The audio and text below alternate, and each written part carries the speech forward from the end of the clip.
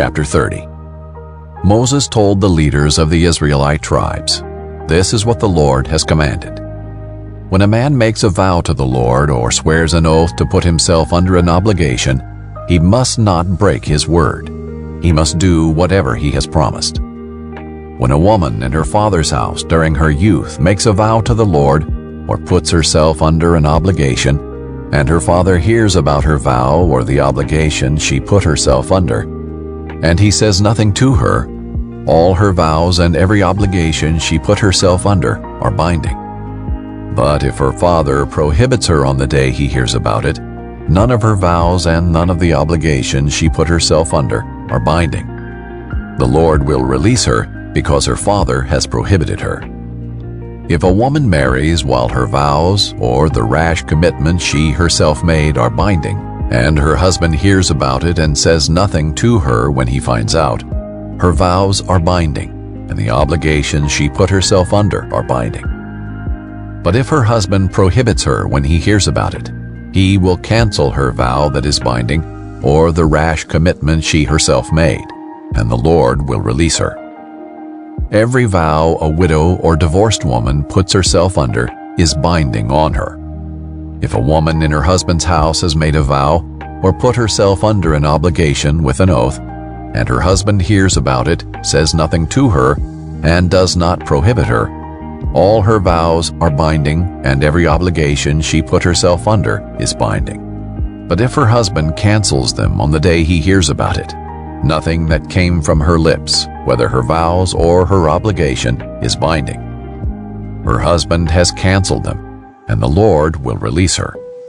Her husband may confirm or cancel any vow or any sworn obligation to deny herself.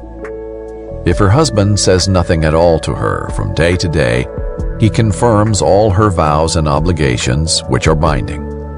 He has confirmed them because he said nothing to her when he heard about them. But if he cancels them after he hears about them, he will be responsible for her commitment. These are the statutes that the Lord commanded Moses concerning the relationship between a man and his wife, or between a father and his daughter in his house during her youth. Chapter 31. The Lord spoke to Moses, "Execute vengeance for the Israelites against the Midianites. After that you will be gathered to your people." So Moses spoke to the people, "Equip some of your men for war. They will go against Midian to inflict the Lord's vengeance on them.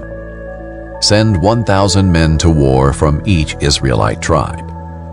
So 1,000 were recruited from each Israelite tribe out of the thousands in Israel, 12,000 equipped for war. Moses sent 1,000 from each tribe to war. They went with Phinehas, son of Eleazar the priest, in whose care were the holy objects and signal trumpets. They waged war against Midian, as the Lord had commanded Moses, and killed every male.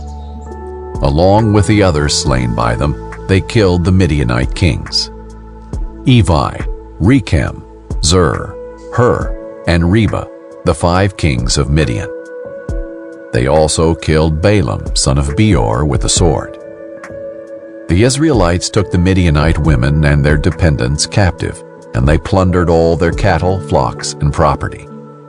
Then they burned all the cities where the Midianites lived, as well as all their encampments, and took away all the spoils of war and the captives, both people and animals. They brought the prisoners, animals, and spoils of war to Moses, the priest Eleazar, and the Israelite community at the camp on the plains of Moab by the Jordan across from Jericho. Moses, the priest Eleazar, and all the leaders of the community went to meet them outside the camp. But Moses became furious with the officers, the commanders of thousands and commanders of hundreds who were returning from the military campaign. "Have you let every female live?" he asked them.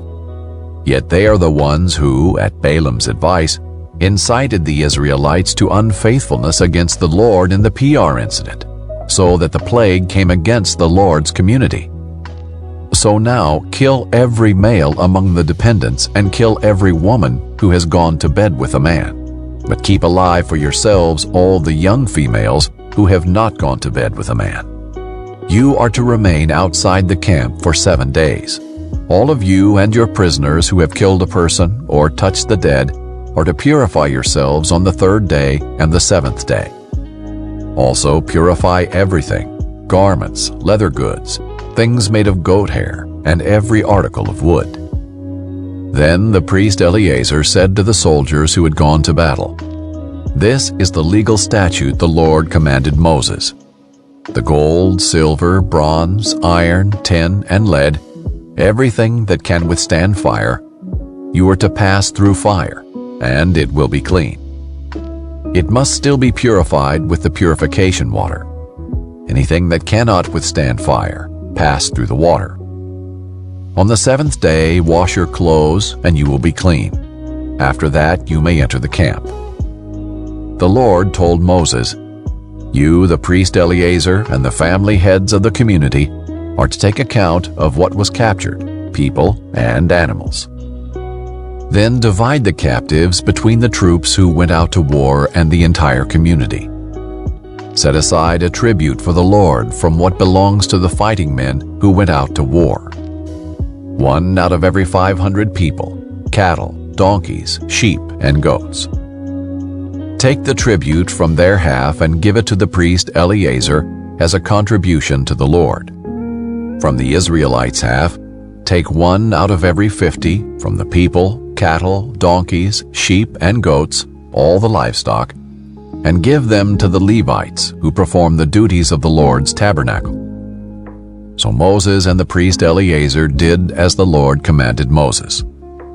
The captives remaining from the plunder the army had taken totaled 675,000 sheep and goats, 72,000 cattle, 61,000 donkeys, and 32,000 people, all the females who had not gone to bed with a man. The half portion for those who went out to war numbered 337,500 sheep and goats, and the tribute to the Lord was 675 from the sheep and goats. From the 36,000 cattle, the tribute to the Lord was 72. From the 30,500 donkeys, the tribute to the Lord was 61. And from the 16,000 people, the tribute to the Lord was 32 people. Moses gave the tribute to the priest Eleazar as a contribution for the Lord, as the Lord had commanded Moses. From the Israelites' half, which Moses separated from the men who fought, the community's half was 337,500 sheep and goats, 36,000 cattle, 30,500 donkeys, and 16,000 people. Moses took 1 out of every 50, selected from the people and the livestock of the Israelites' half. He gave them to the Levites, who performed the duties of the Lord's tabernacle, as the Lord had commanded him. The officers who were over the thousands of the army, the commanders of thousands and of hundreds, approached Moses and told him, "Your servants have taken a census of the fighting men under our command, and not one of us is missing. So we have presented to the Lord an offering of the gold articles each man found, armlets, bracelets, rings, earrings, and necklaces, to make atonement for ourselves before the Lord." Moses and the priest Eleazar received from them all the articles made out of gold. All the gold of the contribution they offered to the Lord from the commanders of thousands and of hundreds was 420 pounds. Each of the soldiers had taken plunder for himself. Moses and the priest Eleazar received the gold from the commanders of thousands and of hundreds and brought it into the tent of meeting as a memorial for the Israelites before the Lord. Chapter 32. The Reubenites and Gadites had a very large number of livestock. When they surveyed the lands of Jazer and Gilead, they saw that the region was a good one for livestock. So the Gadites and Reubenites came to Moses, the priest Eleazar, and the leaders of the community and said, "The territory of Adaroth, Dibon, Jazer, Nimrah, Heshbon, Elah, Sebam, Nebo, and Beon, which the Lord struck down before the community of Israel, is good land for livestock, and your servants own livestock." They said, "If we have found favor with you, let this land be given to your servants as a possession. Don't make us cross the Jordan." But Moses asked the Gadites and Reubenites, "Should your brothers go to war while you stay here? Why are you discouraging the Israelites from crossing into the land the Lord has given them? That's what your ancestors did when I sent them from Kadesh Barnea to see the land. After they went up as far as Eshcol Valley and saw the land, they discouraged the Israelites from entering the land the Lord had given them. So the Lord's anger burned that day, and he swore an oath.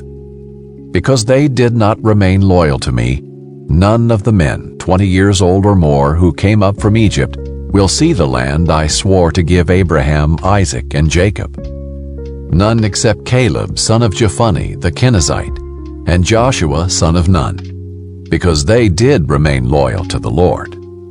The Lord's anger burned against Israel, and he made them wander in the wilderness 40 years, until the whole generation that had done what was evil in the Lord's sight was gone.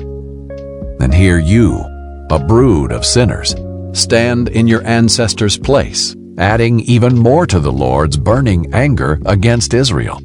If you turn back from following him, he will once again leave this people in the wilderness, and you will destroy all of them." Then they approached him and said, "We want to build sheep pens here for our livestock and cities for our dependents, but we will arm ourselves and be ready to go ahead of the Israelites until we have brought them into their place. Meanwhile, our dependents will remain in the fortified cities because of the inhabitants of the land. We will not return to our homes until each of the Israelites has taken possession of his inheritance. Yet we will not have an inheritance with them across the Jordan and beyond, because our inheritance will be across the Jordan to the east." Moses replied to them, "If you do this, if you arm yourselves for battle before the Lord, and every one of your armed men crosses the Jordan before the Lord until he has driven his enemies from his presence, and the land is subdued before the Lord, afterward you may return and be free from obligation to the Lord and to Israel. And this land will belong to you as a possession before the Lord. But if you don't do this, you will certainly sin against the Lord. Be sure your sin will catch up with you. Build cities for your dependents and pens for your flocks, but do what you have promised." The Gadites and Reubenites answered Moses, "Your servants will do just as my Lord commands. Our dependents, wives, livestock, and all our animals will remain here in the cities of Gilead. But your servants are equipped for war before the Lord, and will go across to the battle, as my Lord orders." So Moses gave orders about them to the priest Eleazar, Joshua son of Nun, and the family heads of the Israelite tribes. Moses told them, "If the Gadites and Reubenites cross the Jordan with you, every man in battle formation before the Lord, and the land is subdued before you, you are to give them the land of Gilead as a possession. But if they don't go across with you in battle formation, they must accept land in Canaan with you." The Gadites and Reubenites replied, "What the Lord has spoken to your servants is what we will do. We will cross over in battle formation before the Lord into the land of Canaan, but we will keep our hereditary possession across the Jordan." So Moses gave them, the Gadites, Reubenites, and half the tribe of Manasseh, son of Joseph, the kingdom of King Sihon of the Amorites, and the kingdom of King Og of Bashan, the land including its cities with the territory surrounding them. The Gadites rebuilt Dibon, Adarath, Aroer, Atroth-Shophan, Jazer, Jogbehah, Beth-Nimrah, and Ben-Haran as fortified cities, and built sheep pens. The Reubenites rebuilt Heshbon, Elah-Elah, Kiriathaim, as well as Nebo and Baal-Meon, whose names were changed, and Sibmah. They gave names to the cities they rebuilt. The descendants of Machir, son of Manasseh, went to Gilead, captured it, and drove out the Amorites who were there. So Moses gave Gilead to the clan of Machir, son of Manasseh, and they settled in it. Jair, a descendant of Manasseh, went and captured their villages, which he renamed Jair's villages. Noba went and captured Kenath, with its surrounding villages, and called it Nobah after his own name. Chapter 33. These were the stages of the Israelites' journey when they went out of the land of Egypt by their military divisions, under the leadership of Moses and Aaron. At the Lord's command, Moses wrote down the starting points for the stages of their journey. These are the stages listed by their starting points. They traveled from Ramesses in the first month on the 15th day of the month. On the day after the Passover, the Israelites went out defiantly in the sight of all the Egyptians. Meanwhile, the Egyptians were burying every firstborn male the Lord had struck down among them, for the Lord had executed judgment against their gods. The Israelites traveled from Ramesses and camped at Succoth. They traveled from Succoth and camped at Etham, which is on the edge of the wilderness. They traveled from Etham and turned back to Pihahiroth, which faces Baal-Zephon, and they camped before Migdol. They traveled from Pihahiroth and crossed through the middle of the sea into the wilderness. They took a 3-day journey into the wilderness of Etham and camped at Marah. They traveled from Marah and came to Elim. There were 12 springs and 70 date palms at Elim, so they camped there. They traveled from Elim and camped by the Red Sea. They traveled from the Red Sea and camped in the wilderness of Sin. They traveled from the wilderness of Sin and camped in Dophkah. They traveled from Dophkah and camped at Alush. They traveled from Alush and camped at Rephidim, where there was no water for the people to drink. They traveled from Rephidim and camped in the wilderness of Sinai. They traveled from the wilderness of Sinai and camped at Kibroth Hattaavah. They traveled from Kibroth Hattaavah and camped at Hazeroth. They traveled from Hazeroth and camped at Rithmah. They traveled from Rithmah and camped at Rimmon Perez. They traveled from Rimmon Perez and camped at Libnah. They traveled from Libnah and camped at Rizah. They traveled from Rizah and camped at Keelatha. They traveled from Keelatha and camped at Mount Shepher. They traveled from Mount Shepher and camped at Harada. They traveled from Harada and camped at Machheloth. They traveled from Machheloth and camped at Tahath. They traveled from Tahath and camped at Terah. They traveled from Terah and camped at Mithkah. They traveled from Mithkah and camped at Hashmonah. They traveled from Hashmonah and camped at Moseroth. They traveled from Moseroth and camped at Beni-Jaakan. They traveled from Beni-Jaakan and camped at Haragidgad. They traveled from Haragidgad and camped at Jotbathah. They traveled from Jotbathah and camped at Abrona. They traveled from Abrona and camped at Ezion-Geber. They traveled from Ezion-Geber and camped in the wilderness of Zin, that is, Kadesh. They traveled from Kadesh and camped at Mount Har on the edge of the land of Edom. At the Lord's command, the priest Aaron climbed Mount Har and died there on the first day of the 5th month in the 40th year after the Israelites went out of the land of Egypt. Aaron was 123 years old when he died on Mount Har. At that time, the Canaanite king of Arad, who lived in the Negev in the land of Canaan, heard the Israelites were coming. They traveled from Mount Har and camped at Zalmonah. They traveled from Zalmonah and camped at Punon. They traveled from Punon and camped at Oboth. They traveled from Oboth and camped at Iya-Abarim on the border of Moab. They traveled from Ayim and camped at Dibon-Gad. They traveled from Dibon-Gad and camped at Almon-Diblathaim. They traveled from Almon-Diblathaim and camped in the Abarim range facing Nebo. They traveled from the Abarim range and camped on the plains of Moab by the Jordan across from Jericho. They camped by the Jordan from Beth-Jesimoth to the Acacia meadow on the plains of Moab. The Lord spoke to Moses in the plains of Moab by the Jordan across from Jericho. Tell the Israelites, when you cross the Jordan into the land of Canaan, you must drive out all the inhabitants of the land before you. Destroy all their stone images and cast images, and demolish all their high places. You are to take possession of the land and settle in it, because I have given you the land to possess. You are to receive the land as an inheritance by lot according to your clans. Increase the inheritance for a large clan and decrease it for a small one. Whatever place the lot indicates for someone will be his.